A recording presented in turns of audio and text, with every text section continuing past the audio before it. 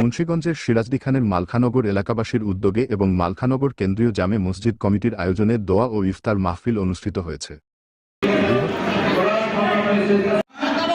বৃহস্পতিবার সন্ধ্যায় মালখানগর কেন্দ্রীয় জামে মসজিদ কমিটির আয়োজনে মসজিদ কম্পাউন্ডে মাহফিলে দোয়া ও ইফতার মাহফিল অনুষ্ঠিত হয়।